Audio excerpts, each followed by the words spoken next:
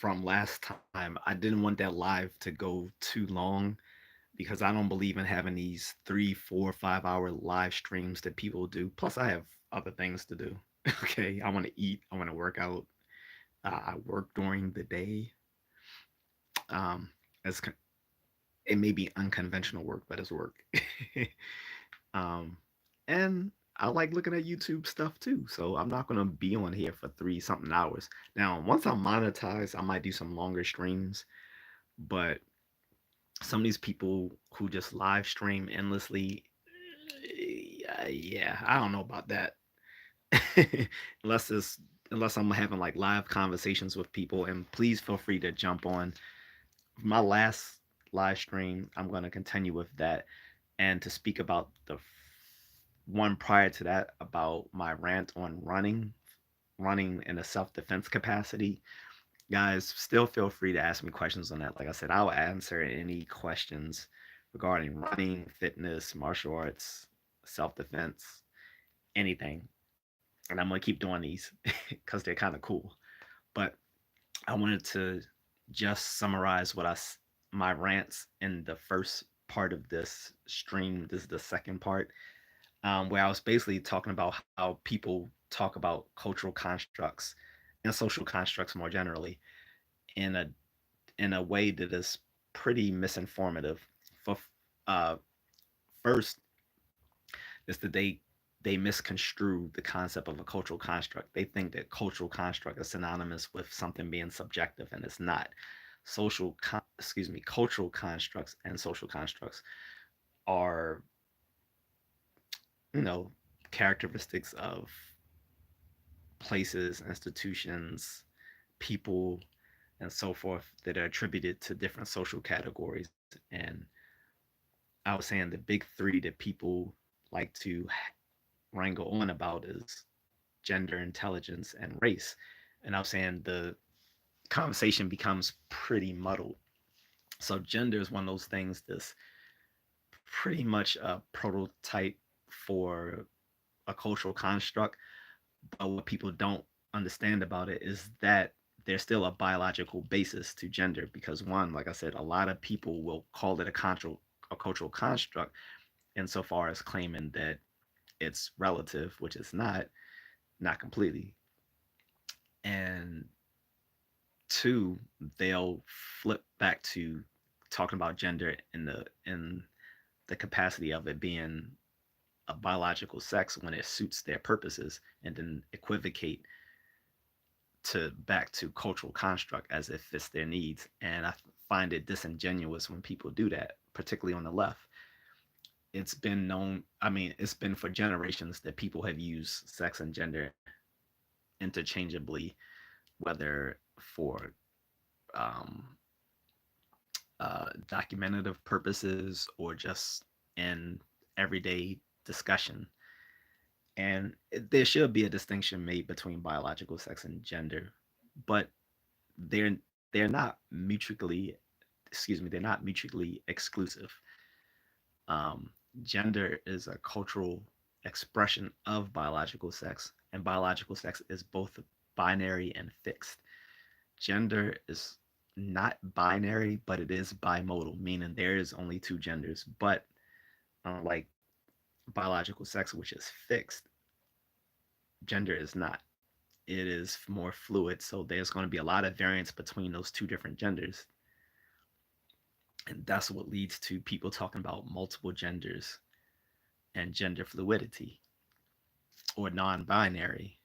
Yes, gender by definition is non binary because it's not a binary construct like biological sex. And I gave an early example of that being to classical two valued logic systems where you can only have true or false.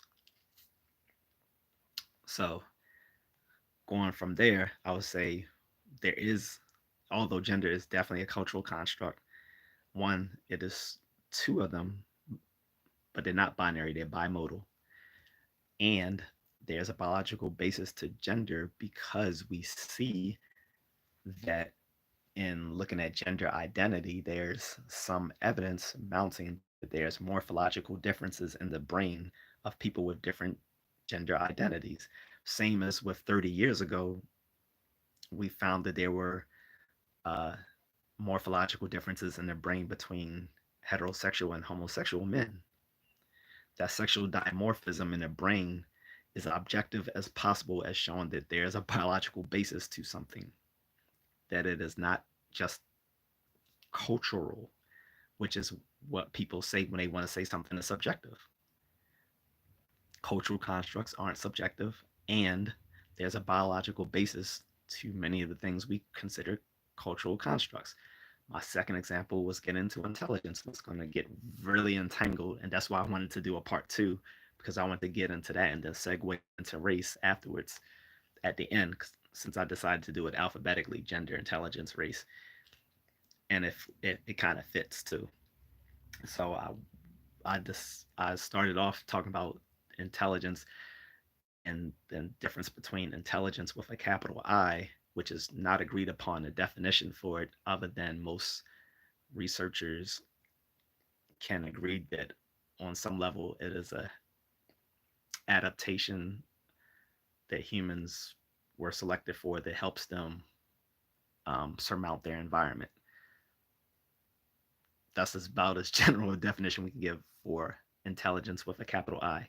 Now, general intelligence is a different matter. That is a cognitive ability. It's not the only one. There's several cognitive abilities, and many of them affect your abilities to make decisions and judgments and be successful in life. So there's general intelligence for one, then there's rationality, then there's self-control. So are those aren't mutually exclusive, but they are separate cognitive abilities, which all uh, affect your ability to be successful and to be a well a well adaptive human. So, but we're going to just stick with general intelligence. So, general intelligence is measured by the IQ test, and people think IQs are cultural constructs. Yes, they are, but again, like gender, they have a biological basis. IQ tests measure general intelligence. General intelligence is a score that reflects people's ability to do abstract reasoning, both verbally, mathematically, and spatially. Okay. Um, and the more, well, I'm jumping ahead. And I didn't want to get into all the names of different researchers and jargon, but I need to a little bit because I know it sounded a little muddled in the first part, in that first prior live stream. So, Charles Spearsman, a statistician and psychologist, was the one who discovered general intelligence. He saw, as I spoke about in the previous stream, that in a lot of different academic tests, that they were positively correlated with each other, meaning you could, by looking at the score of one, you could predict how well someone's going to perform on the other. And he invented a statistical tool called factor analysis, which allows you to overall summarize over those several tests and get a general score, or what he called the G factor or general factor. That is a reflection of your general intelligence.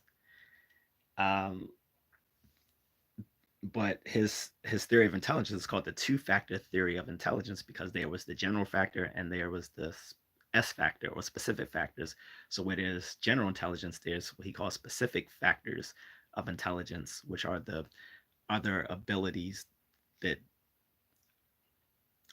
make up general intelligence.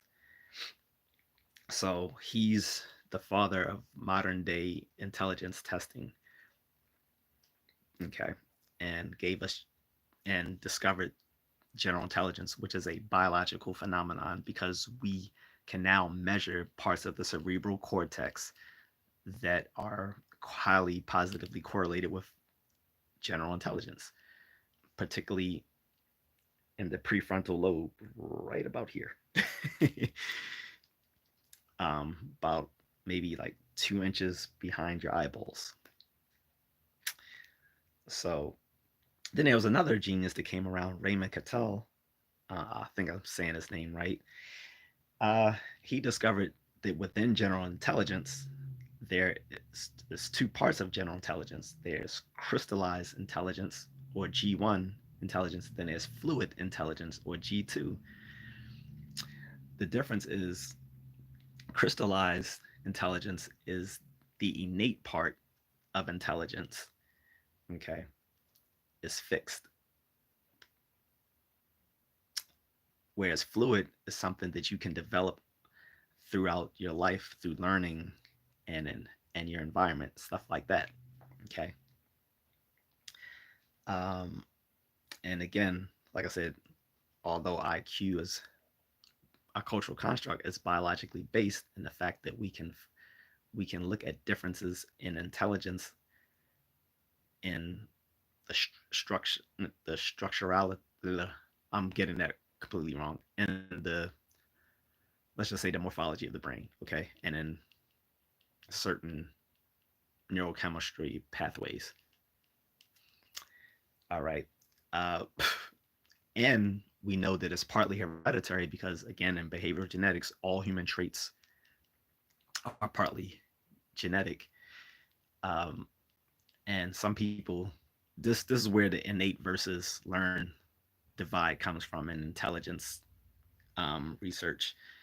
Most of, and to be sure, most of the researchers within the field, within psychometry, um, don't disagree on it. The disagreement usually comes from people outside of the field, not within the field.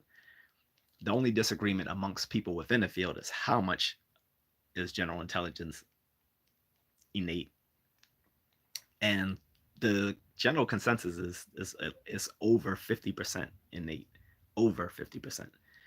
But it goes up as you get older, up to 80%. So when people are scared that they're becoming more like their parents, yes, you are, for good or for bad. Intelligence is a trait that becomes like 80% or more hereditary as you get older. And people say, well, then the other 49% or so is environment. Yes, but what people don't understand about that is there's multiple things about that. Everything that's not genetic is lumped into environment, but some of those things lumped into environment can still be biological, like the things that like factors around birth and and even prenatal things. So also, what they get wrong is when they say environment, they are implicitly thinking of childhood upbringing and stuff like that, and learning. And unfortunately, that covers only about 2% of differences within IQ. Only 2%. Childhood upbringing and stuff like that. You want to know where the bulk of what's considered environment is? People are not going to like this. Random chance. Yeah. Most of what's considered the environmental aspects of intelligence versus innate is random chance. Not childhood upbringing, which is maybe like 2%. And then, like I said, you have other factors like birth stress, prenatal care, um, proper nutrition or lack thereof, um, certain pollutants in your environment, stuff like that. But the majority of what's considered environment is just random chance. Um, then, of course, yes, we need to talk about, inadequate education and stuff like that. Like I said in the prior stream, on the bell curve, even though these guys were labeled racist and stuff, which they were not, and only like one or two chapters actually dealt with the issue of race and intelligence, um, they themselves being both libertarian, one being libertarian, the other one being conservative, both said that there should be like more um, social resources given to Black folks to improve their education and IQ scores, because IQ scores reflect a lot of things, not just general intelligence, but on other factors, which might be a subject of another video one day. But I want to do that one with a friend when I discuss that stuff. Um, so I think that covers it. But I know people are probably are not gonna like what I said about that with when it comes to race. That yeah, there are different uh, uh, average IQ scores depending on racial populations. Like I said, Ashkenazi Jewish population is normally at the top for IQ scores. Next would be East Asian. Um, then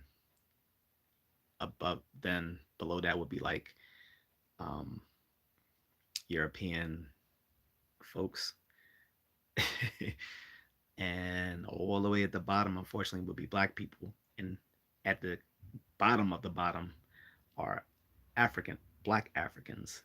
Black Americans score a little bit higher than Black Africans.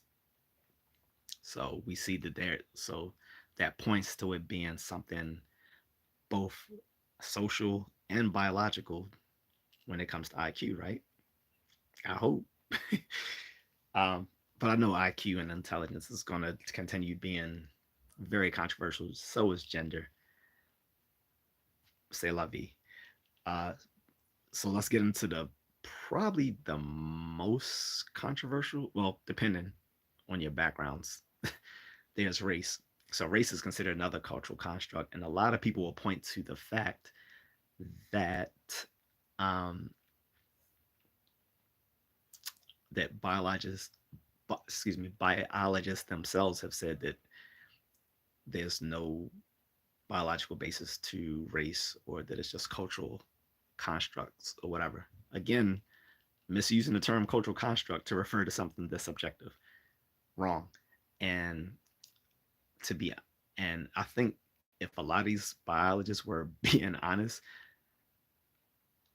they wouldn't say that it's no biological basis to it, because they will because they will tend to say in that same statement that race is not biological, but say that genetics only accounts for like 0.00000 something percent of of the determinant of race being determined through genetics. Notice that's not zero. And we can go more into that. Like in philosophy, it's sort of a running joke that philosophers you know, can be clever enough to argue something that's completely against common sense. And we see this in certain intellectual circles as well.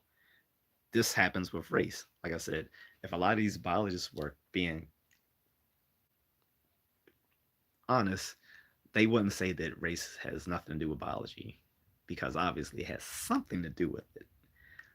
But a lot of them just want to get on with their research, and they want to teach, and they want to live their lives. They don't want to be on the evening news being said, having someone say, "Oh, Doctor So and So from such and such university is a racist because he said their race is is partly biological," which it is. Which is why most of them don't want to get into it. They just want to do their science and leave that to the pundits. But yes, race is partly biological.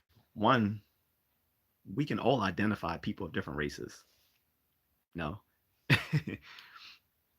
maybe not accurately, but we know when we look at when there's someone of a different racial background than ourselves. That's just common sense. Same thing with gender. We know when someone's male or female. And intelligence, we can. pretty much ascertain someone who's smart from not. So with race, if there's any biological basis to it, as Steven Pinker had pointed out, Harvard cognitive scientist and you know writer of many best-selling science books, is the fact that race refers to a very large and partly inbred family. It's probably the best way to look at it. The problem is that people have thought that race would, among other things, refer to race in the biological capacity of it being a subspecies, but that's not what race refers to. In when we talk about human race, we're talking about different populations of people, and some people have started looking at it as geographical differences between people of different populations, calling them clines or clades, which is that they only differ in skin color and hair texture by their proximity to the sun, which has some merit. People who live uh, in Arctic regions would develop paler skin and uh, pinched off, pointy, narrow nasal passages to cool the air before they breathe it. Yeah. um, the paler skin would come from wearing clothing that blocks sunlight to their skin so that there's less melanin developed. Whereas for people living close to the equator, would have darker skin and kinky hair to cool off to keep their scalp cool, and skin that would absorb sun rays. People who lived on the steppes of Central Asia might develop eyes that resemble sun goggles to keep the sun out of their eyes on the Central Asian steppes. But and of course, that just means that yes, there are races. The fact that people were separated by seas, rivers, and mountains developed different made people develop differently, ergo races. And people who are like biological anthropologists can identify different racial groups just by their skeleton. So you can't tell me that there's no biological basis to race if a physical or biological anthropologist can identify the race of someone by their skeletal remains. That means there's something biological about that, right? I would think. Um, and I don't want to go too much into this because it's getting long again, but I would say on all three of them, even though we're talking about cultural constructs, they all have biological bases to them. With gender, if they look at it this way, if there's nothing biological based about gender, then how will we have gender based medicine? Whether we're talking about gender affirming care or certain hormonal differences or hormonal treatments, stuff like that. Gender based medicine, you can't do medicine on something that's only cultural. Medicine is, by definition, a biological treatment. So to do medical treatment on something, something has to be biological, right? Duh. Intelligence. If if it's not if IQ is purely cultural and with no biological basis, then why is it innate? Why is it something that's innate? Why is it that we know that certain folks will have intelligent children because they are intelligent, whereas we know that people who are let's say less intelligent will also have less intelligent children on average. This is the whole joke of the 2005 movie Idiocracy. Um, We know that intelligence is partly innate. We also know that certain things can affect intelligence during pregnancy and birth and growing up. Something like that means that there's some biological basis to it. We know that there are certain treatments that can improve intelligence over time, fluid intelligence.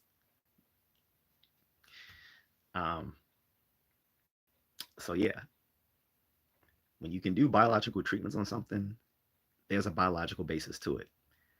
And to seal the deal with race, if race was purely cultural and there was no biological basis to race, then why are there certain racial populations that have certain illnesses only that affect them? We know that Tay-Sachs disease predominantly affects uh, people of uh, Ashkenazi Jewish um, ancestry. We know that sickle cell disease affects